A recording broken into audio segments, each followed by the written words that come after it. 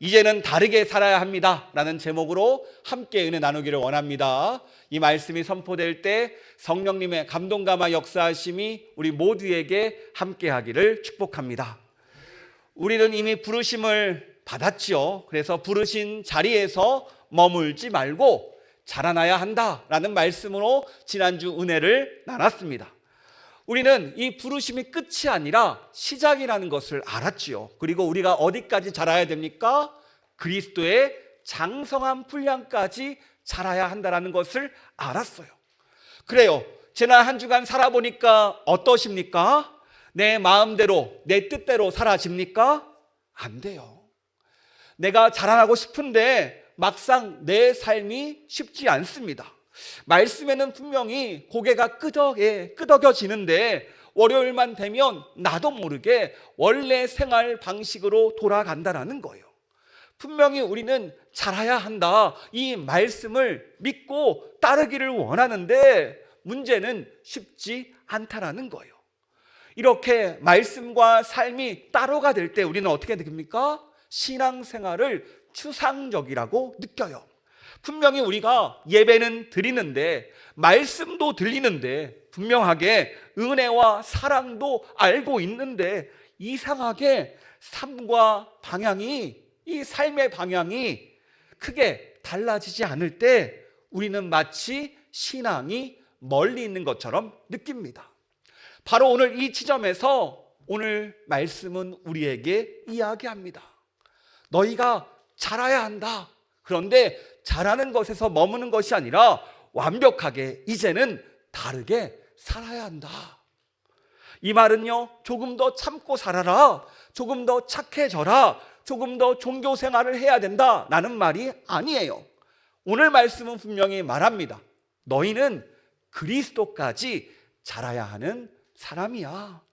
예전의 방식으로 더 이상 살 수 없는 사람이야. 우리의 말, 우리의 생각, 우리의 태도, 우리의 삶의 방향이 바뀌어야 되는 사람이야 라고 말하고 있어요. 여러분, 우리는 어떻습니까? 오늘 본문은 우리에게 묻습니다. 우리가 분명히 예수님을 믿는데 여전히 이방인처럼 살고 있지는 않습니까? 우리가 분명히 예수님을 믿는데 여전히 허망한 것을 위해서 살고 있지는 않습니까? 분명히 나의 신분이 바뀌었는데 나의 삶의 방식이 그대로는 아닙니까? 오늘 이런 우리를 향해서 오늘 말씀은 외칩니다. 이제는 다르게 살아라.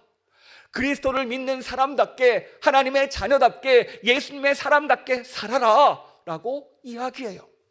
여러분, 오늘 말씀을 통해서 우리가 무엇을 벗어 던져야 되는지, 그리고 우리가 무엇을 입어야 되는지, 그리고 우리에게 무엇이 필요한지를, 그 비결을 배우는 은혜의 시간 되기를 축복합니다. 우리 함께 17절 말씀 같이 읽도록 하겠습니다. 시작.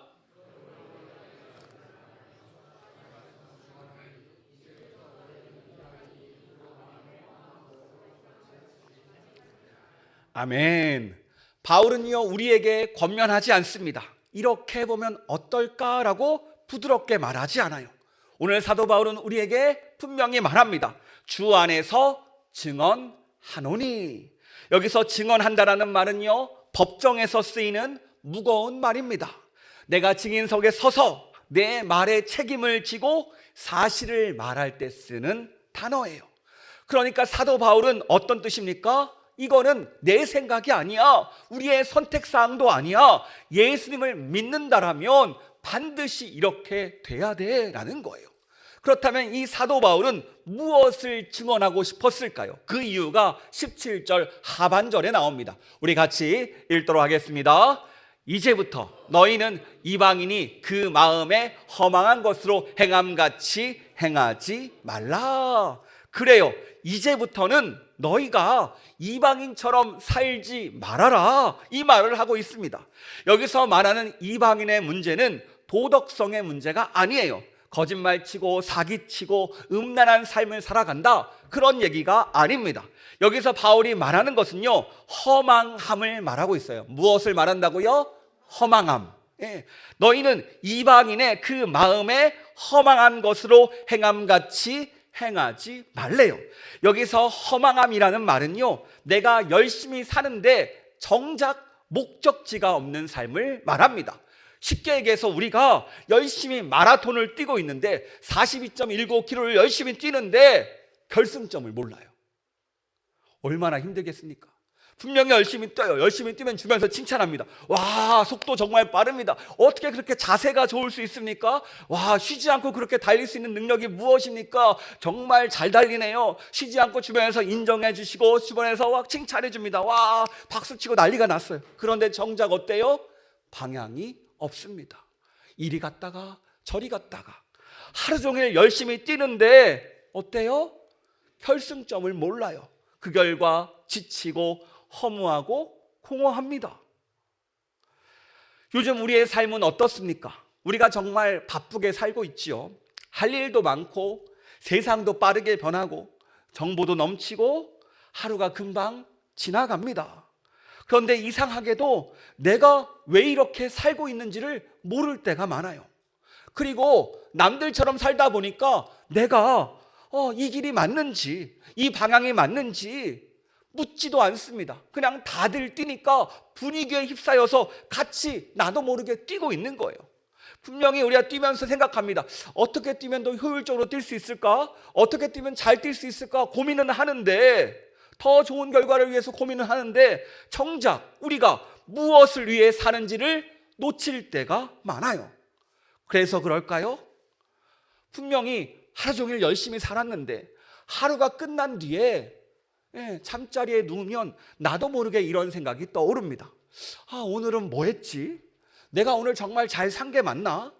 내가 오늘 선택한 이 방향이 맞아? 이런 의문이 찾아오더라는 거예요.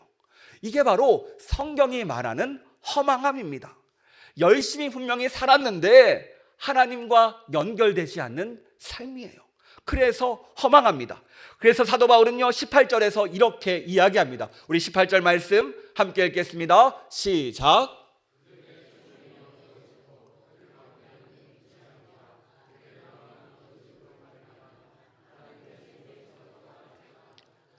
아멘. 이 말은요 이방인들이 부족하다는 말이 아닙니다. 공부를 못해서도 아니고요 정보가 부족한 것도 아니에요. 바로 하나님과 연결이 끊어졌다는 것을 말하고 있습니다. 여러분 전기가 끊어진 정전들 다 경험해 보셨죠? 여러분 전기가 끊어지면 어떻게 됩니까? 집은요 그대로예요. 가구도 그대로 있고 냉장고도 TV도 전자제품도 다 그대로 있습니다. 다만 전기가 끊어지면 아무것도 제 역할을 하지 못합니다. 왜요? 전기가 들어오지 않기 때문이죠. 이 전자제품에게는요 이 전기라는 힘이 필요한데 이 에너지를 공급받지 못하니까 아무 역할을 하지 못해요. 우리가 들고 있는 이 스마트폰도 어떻습니까? 배터리가 떨어지면 충전해야 되는데 결국 전기가 없으면 충전하지 못합니다. 사람도 똑같아요. 하나님과 연결이 끊어지면요 겉으로는요 멀쩡해 보입니다. 그런데 점점 그 기능을 잃어갑니다. 왜요? 하나님의 생명을 공급받지 못하기 때문입니다. 여러분 취미생활을 딥하게 하시는 분들의 특징이 있어요. 대부분 결핍의 문제, 어렸을 때 받은 상처들, 그리고 사람들에게 인정받고 싶은 욕구, 이 결핍 때문에 더 딥하게 그런 것들에 빠진다고 합니다. 그런데 여러분 사실 우리는 누구에게나 이 결핍이 있습니다. 그리고 상처가 있기 때문에 이것을 뭐라고 하는 게 아니에요. 더 큰 문제가 뭐냐면 그 결핍은 아무리 채우고 채워도 채워지지 않는다라는 거예요. 왜냐하면 그 자리는 하나님의 자리이기 때문에 아무리 다른 것으로 채우려 할지라도 정작 채워지지 않는다는 거예요. 다른 것을 다 채우면요 다른 취미로 옮겨갑니다. 또 채워도 안 돼요. 계속 옮겨갈 뿐이에요. 마찬가지예요. 우리를 돌보지 못하면 나도 모르게 이런 삶을 살아가요. 문제는 그 끝이 허망하다는 거예요. 허무하다라는 거예요. 내가 왜 이렇게 살고 있지라는 그 허무함에 우리가 무너집니다. 그래서 19절에 이렇게 말합니다. 우리 같이 읽도록 하겠습니다. 시작.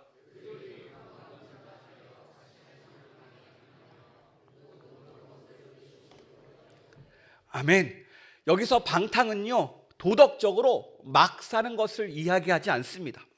쉽게 말해서 유익하지 않은 일에 인생을 써버리는 상태를 말해요. 우리가 하루 종일 바쁘게 사는데 정작 하나님께 할 말이 하나도 없습니다. 하나님 앞에 서면요, 부끄러운 삶이에요.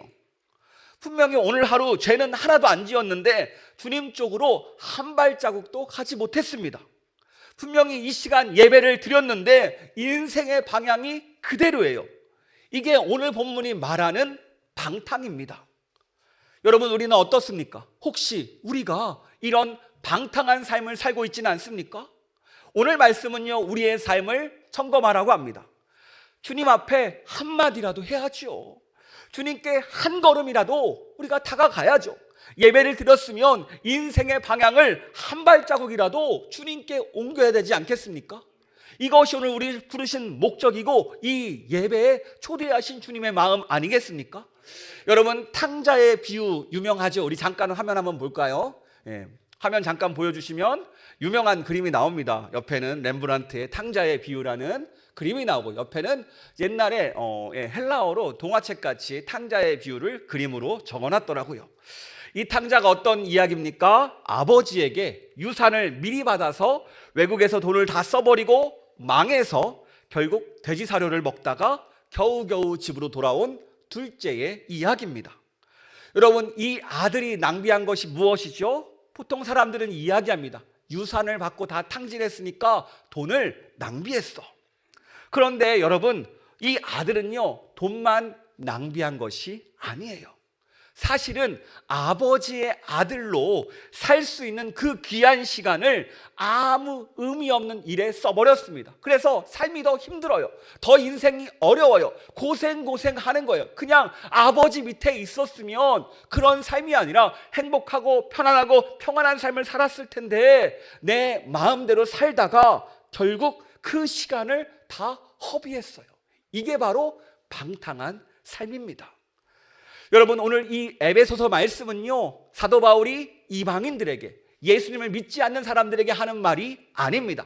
철저히 교회를 다니는 사람, 예수님을 믿는 사람들에게 전하는 말이에요. 너희는 예수님을 믿지 않는 사람들과 같이 살지 말아라. 왜? 너희는 더 이상 이방인이 아니라 하나님의 생명이 있는 사람들이기 때문이다. 그러니까 너희는 그리스도까지 자라야 되는데 더 이상 허망하게 인생을 낭비하면 안 된다. 이 이야기를 하고 있습니다. 그럼 이제 우리는 어떻게 살아야 될까요? 어떻게 해야지 이 허망한 삶을 벗어날 수 있을까요? 20절 말씀을 보니까요, 아주 중요한 전환점을 보게 됩니다. 우리 20절 말씀 같이 읽도록 하겠습니다. 시작. 오직 너희는 그리스도를 그같이 배우지 아니하였느니라. 여기서 오직은 헬라어 대라는 단어가 쓰였는데요, 대조나 전환 접속사로 사용됩니다. 그래서 개역개정은 오직이라고 번역했는데 다른 번역판을 보면은 그러나라고 번역하고 있어요. 그러니까 어떻게 해요? 그러나 이 앞에 이방인들 허망한 삶과 다르다. 그러나 너희는 이렇다라는 거죠. 그러니까 세상은 그렇게 살더라. 그런데 너희는 다르다. 이방인은 그렇게 살아. 그러나 너희는 그럴 이유가 없다. 이것을 이야기하는 거예요. 20절 하반절에 뭐라고 이야기합니까? 우리는 그리스도를 그렇게 배우지 않았다라고 이야기합니다. 그래요. 그러나 우리는 다르대요. 그리스도를 그렇게 배우지 않았대요. 신앙이란 무엇입니까? 예수님께 배우는 것이고 예수님을 만나는 것이고 예수님과 관계 맺는 것이 바로 신앙 생활입니다. 그래서 21절에 이렇게 이어서 말해요. 같이 읽겠습니다. 진리가 예수 안에 있는 것 같이 너희가 참으로 그에게서 듣고 또한 그 안에서 가르치심을 받았을진데. 보세요. 그에게서 듣고 그 안에서 가르침을 받았대요. 예수님에 대해서 들었다가 아니라 예수님에게서 들었다라고 이야기합니다. 예수님을 가르침 받았다라고 이야기하는 것이 아니라 예수님 안에서 가르침을 받았다, 예수님 안에서 배웠다라고 우리에게 이야기하고 있습니다. 이게 무슨 뜻입니까? 우리가 단순히 지식이나 정보를 학교에서 배우듯이 배운 것이 아니라 예수님과 직접적으로 연결되어서 예수님이 우리 삶 가운데 함께 하심으로 삶을 통해 배워갔다라는 거예요. 예수님과 우리가 연결되어 있다라는 뜻입니다. 여러분, 우리가 예수님과 연결되었는데 이제는 과거와 전혀 다른 존재인데 어떻게 이전과 같이 살 수 있을까요? 전기가 끊어진 세상, 여러분 상상할 수 있습니까? 얼마나 답답할까요? 정전만 돼봐도요 답답합니다. 불 안 켜지는 것들, 냉장고 멈춘 것들, TV도 안 나오는 것들 너무나 답답해요. 하물며 그 전기가 끊어지면 복구하라고 난리가 나는데 예수님과 연결된 사람은요 예수님 없는 삶을 상상할 수 없습니다. 왜요? 우리는 이미 다른 삶을 배웠기 때문이에요. 다른 기준을 배웠기 때문이에요. 예수님과 연결된 삶이 얼마나 좋은지를 경험했기 때문에 과거로 돌아갈 수 없습니다. 하나님의 사랑도 배웠고요, 예수님의 십자가 은혜도 경험했고요, 성령님의 인도하심과 감동하심도 알았고요, 말씀이 진리임을 깨달았어요. 이렇게 하루하루 인도하심을 아는데 어느 날 갑자기 이것들이 딱 끊긴다고 생각해 보세요. 얼마나 막막하고 답답할까요? 그렇습니다. 우리는 과거와 전혀 다른 사람이에요. 따라해 볼까요? 나는 예수님의 사람이다. 예수님께서 함께하는 사람이다. 아멘. 이게 우리의 삶이라는 거예요. 여러분, 제가 아이들에게 이런 질문을 한 적이 있습니다. 천국에 가려면 어떻게 해야 되지요? 라고 물어보니까 아이들이 답해요. 예수님 믿어야 됩니다. 다 알죠? 혹시 모르는 거 아니죠? 걱정돼서 물어봤습니다. 다시 한번 물을게요. 자, 그러면 지옥에 가려면 어떻게 해야 돼요? 여러분, 어떻게 돼요? 한순간 교회의 정적이 흘러요. 마치 금기를 말하는 것 같습니다. 여러분, 지옥에 가기 위해서 무엇을 해야 될까요? 그때 갑자기 이야기합니다. 하나이가 아니요, 그냥 가만히 있으면 돼요. 맞아요. 재미있지만 무서운 이야기입니다. 지옥에는요 나쁜 사람만 가는 게 아니에요. 악한 사람만 가는 게 아니에요. 보통 사람이 가는 곳이 지옥입니다. 그냥 이 땅의 유행만 쫓다 보면, 허망한 삶을 쫓다 보면 가는 게 지옥이에요. 그래서 이 땅을 위해 사는 것이 바로 허망하다라는 거예요. 여러분, 우리는요 그리스도인입니다. 다시 말해서 이 부르심은 우리를 예수님처럼 만들어가기 위한 부르심이고요, 바로 예수님의 사람이라는 것이 우리의 정체성입니다. 우리가 이 말씀을 1월 첫 주부터 계속 나누고 있어요.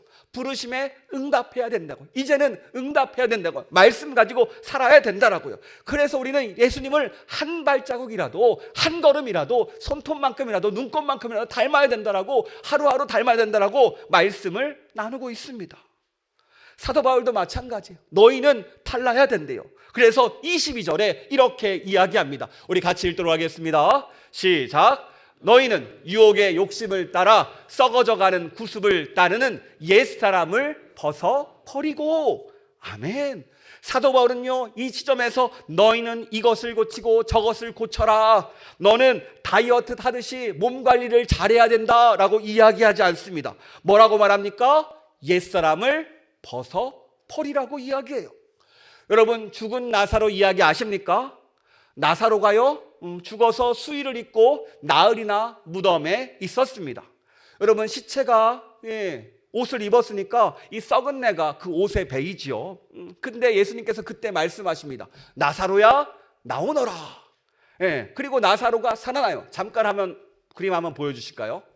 저렇게 나사로가 살아나서 나왔어요. 자, 그렇다면 질문입니다. 이 무덤에서 부활한 나사로가 사진 잠깐 보여주시고요. 가장 먼저 해야 될 일이 무엇일까요? 뭘 먼저 해야 될까요? 바로 썩은 내 나는 수의를 벗는 거죠. 왜요? 이 수의는요 빨아서 다시 입을 수 있는 옷이 아닙니다. 다시 고쳐 입을 수 있는 옷이 아니에요. 수의는 어떤 사람만 입는 옷이에요?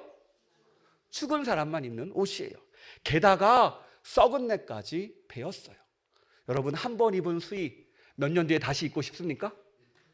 생각해 보신 적 있으세요? 본인이 싫겠죠. 그래요. 바울이 말하는 이 옛사람은 이와 같아요. 성경은 말합니다. 너희들 옛사람은 썩어져 가고 있어. 왜? 너희가 유혹의 욕심을 따라 살기 때문에. 이것을 세번역은 허망한 욕정이라고 이야기하는데, 내 욕심대로, 내 마음 가는 대로, 내가 하고 싶은 대로 살아간다라는 거예요. 이 유혹의 욕심은요, 꼭 나쁜 죄, 큰 죄, 이것을 말하지 않습니다. 우리가 가볍게 여기는 것들, 나 중심으로 살고 싶어 하는 이 마음들, 내가 편한 게 좋은 삶, 당장 나에게 만족을 주는 선택들까지도 이렇게 나 중심의 사고, 나 중심의 삶, 나 중심의 기준들, 이런 생각들조차도 나만 아니면 돼, 나만 괜찮으면 돼, 나만 편하면 돼라는 이런 기준들까지, 이 모든 것들이 뭐라는 거예요? 유혹의 욕심이라는 거예요. 여러분, 나를 위해 세상을 살다가 하나님 앞에 섰을 때 하나님께서 물으십니다. 너는 무엇을 위해 하다 왔니? 무엇을 위해 살다 왔니라고 물으면 여러분 뭐라고 대답하시겠어요? 할 말이 없습니다. 그냥 세상 사람들은요, 행복을 얻기 위해서 살아갑니다. 그래서 돈을 위해 살고요, 성공을 위해서 살고요, 인기와 사랑받기 위해서, 인정받기 위해서 살아갑니다. 그런데 정작 이것들을 우리가 가졌을 때 우리에게 행복을 가져다 줍니까? 아니지요. 이 길을 따라가다 보면요, 분명히 가져도 허망한 밖에 남지 않습니다. 아무리 돈을 많이 가져도, 내가 아무리 성공해도, 내가 사람들에게 인정받고 인기와 사랑을 받을지라도 그 사람은 여전히 어때요? 행복하지 못하더라는 거예요. 그저 우리가 아직 갖지 못했기 때문에 그거 있으면 행복할 것 같으니까 그것을 위해 사는 거예요. 성경은 말합니다. 남들 다 가는 그 같이 따라서 뛰는 그 길이 바로 허망한 삶이래요. 그 길을 쫓아가는 사람이 바로 아무 생각 없이 사는 사람이라는 겁니다. 여러분, 하나님 앞에 섰을 때 우리가 당당하게 말할 수 있었으면 좋겠어요. 하나님, 저는 하나님의 자녀였습니다. 하나님을 위해 살았고요, 하나님의 뜻대로 살았고요, 오늘도 말씀 붙잡고 살았고요, 부르심에 응답하기 위해서 하루하루 눈꼬밀지만 예수님 닮기 위해서 살았습니다. 아시죠, 예수님? 제가 그때 화가 났지만 예수님 생각하며 참았고요, 품어줬고요, 이해해 줬습니다. 그렇게 살았더니 이 자리에 왔습니다. 이렇게 하루 예수님을 따라가는 삶, 이것이 바로 주님이 부르신 목적이잖아요. 그래서 오늘 사도 바울은 단호하게 이야기합니다. 너희들 아무 생각 없이 살지 말고, 다른 사람처럼 그냥 분위기에 휩싸여 살지 말고 옛사람을 벗어버려라. 마치 옷을 벗어 던지듯이 벗어 던져라. 여러분, 이 시간 우리의 옛사람을 벗어 던지기를 축복합니다. 그리고 옛사람을 벗어 던지면 우리는 어때요? 새로 시작해야 돼요. 그래서 23절에 이렇게 이야기합니다. 우리 같이 읽도록 하겠습니다. 23절입니다. 시작. 오직 너희의 심령이 새롭게 되어. 아멘. 여기서 말하는 심령은요, 우리의 마음, 생각, 기준 같은 것을 말해요. 그러니까 우리의 마음이 먼저 새롭게 돼야 된다는 거예요. 우리가 변하기 위해서는요, 먼저 우리의 마음이 편해야 됩니다. 왜냐하면 사람은요, 생각한 대로 살기 때문이에요. 행동만 바꾼다 그러면요, 얼마 가지 못합니다. 결심만 하다 보면요, 금방 지쳐버려요. 마음이 그대로면 결국 과거로 돌아오는 것이 우리의 삶입니다. 여러분, 출애굽한 백성들 기억하시죠? 이들이 애굽에서 노예 생활하다가 출애굽했습니다. 그런데 이들의 광야 생활은 어땠어요? 분명히 내가 자유를 얻었는데, 자유인인데 마음이 변하지 못하니까 여전히 노예의 삶으로, 노예의 마음으로 살아갑니다. 그래서 광야 생활을 40년이나 더 해요. 사실 내 의지로 내 마음을 바꾼다는 것은 쉽지 않습니다. 나도 모르게 내 삶, 그 익숙함에서 벗어나는 게 힘들어요. 특히 나이가 들면 들수록 내가 살아온 그 환경이 있기 때문에 벗어나는 것은 더 힘들어요. 그런데 하나님은요, 말씀을 통해서 이것들을 벗어나게 합니다. 제가 제 처와 이야기 나누면서 하는데 보통 60%는요, 말씀 가운데 회복이 됩니다. 변해요. 그런데 나머지 40%는요, 하나님의 깊은 만짐이 있어야 돼요. 그러니까 말씀 가운데 성령의 인도하심이 함께하면, 성령님께서 우리 마음을 만져주시면 어떻게 됩니까? 우리는 반드시 변한다라는 거예요. 이렇게 하나님은요, 우리의 중심, 우리의 마음을 새롭게 하십니다. 말씀을 통해 새롭게 하시고, 성령의 역사를 통해 새롭게 하시고, 우리의 생각과 기준을 말씀과 성령으로 하루 새롭게 변화시킨다는 거예요. 여러분, 우리가 올해 주보를 이렇게 만든 이유가 무엇입니까? 굳이 여러분을 귀찮게 하는 이유가 뭐예요? 다른 게 아니에요. 어떻게든 말씀을 듣고 적고 결단하라는 거예요. 그럴 때 성령님께서 우리의 삶을 어떻게 인도하시는지 경험하기 위해서, 다른 게 아닙니다. 이렇게 함으로써 우리의 마음을 새롭게 하기 위함입니다. 여러분, 오늘 구역데이도요, 구역 모임 하잖아요. 우리가 말씀을 나눠요. 다른 것을 나누는 것이 아니라 말씀을 나누기 위해서 모이는 겁니다. 오늘 내가 이 말씀을 들었는데 이 말씀이 은혜가 되었습니다. 이번 주 이 말씀 붙잡고 살아가기를 원합니다. 이거 나누려고 모이는 거예요. 그리고 서로를 위해 기도해 주는 거예요. 우리가 함께 이렇게 결단했습니다. 이 말씀 붙잡고 한 주간 살겠습니다. 주님 도와주세요. 이 말을 나누기 위해서 우리가 모이는 겁니다. 다른 게 아니에요. 제가 볼 때 교회에서 중요한 것은요, 세 가지입니다. 첫 번째, 지식적으로 하나님을 알아야 돼요. 하나님의 말씀을 통해서 알아야지 우리가 하나님을 더 깊이 경험할 수 있습니다. 두 번째, 바로 교회 이 구역 모임을 통해서 서로가 서로의 관계를 통해서 교제할 때 이 마음이 채워져요. 그리고 예배를 통해서 하나님을 경험하는 것, 이 지정의가 우리의 예배 가운데, 우리 교회 가운데 이루어져야 됩니다. 우리 교회는 안 되는 것들이 있잖아요. 이것들을 세워가야 됩니다. 왜냐하면 이 요소들이 세워지지 않으면 우리 교회가 주님께 쓰임받을 수 없기 때문입니다. 그래서 힘들고 어렵지만, 우리가 특히 연세 있는 분들 어렵지만 그래도 포기하지 마시고 도전하시기 바랍니다.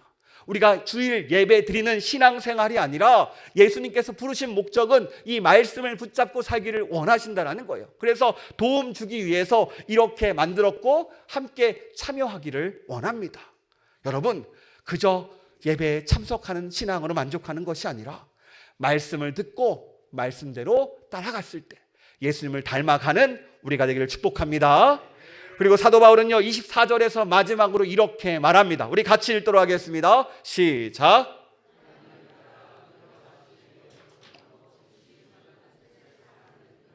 아멘.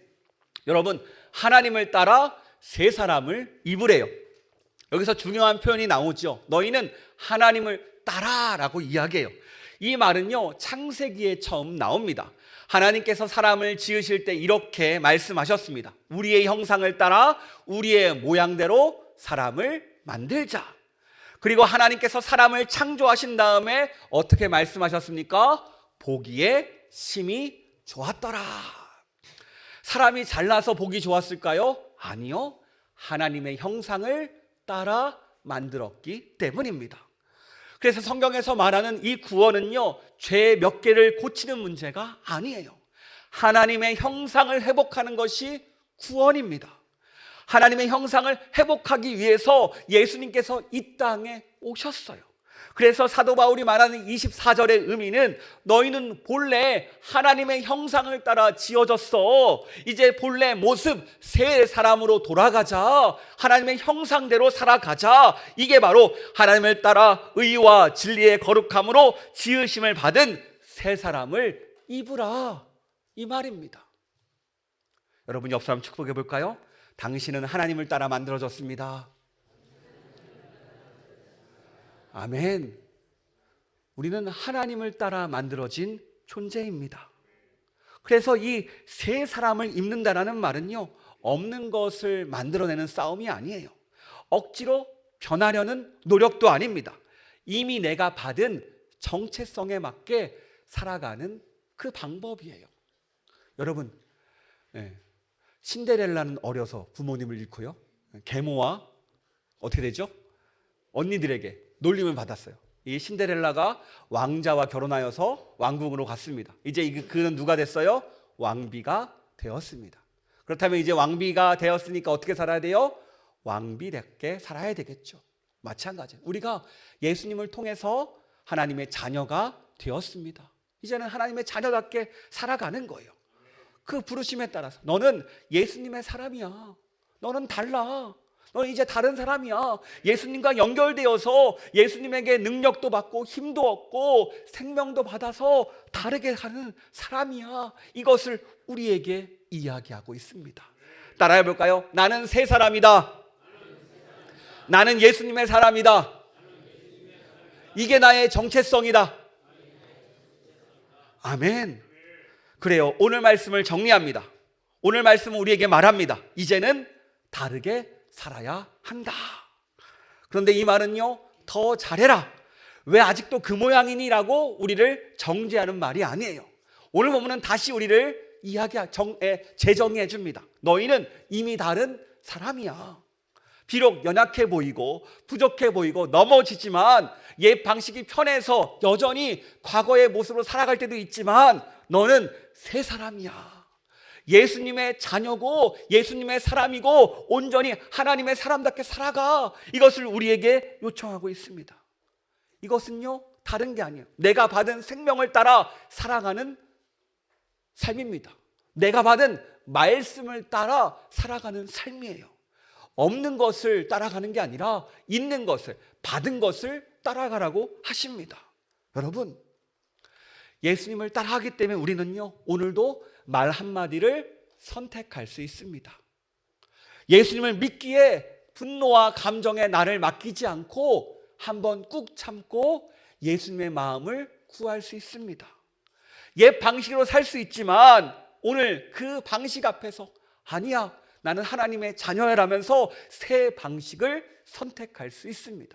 물론 내 뜻대로 안 되죠. 성령님의 도움이 필요합니다.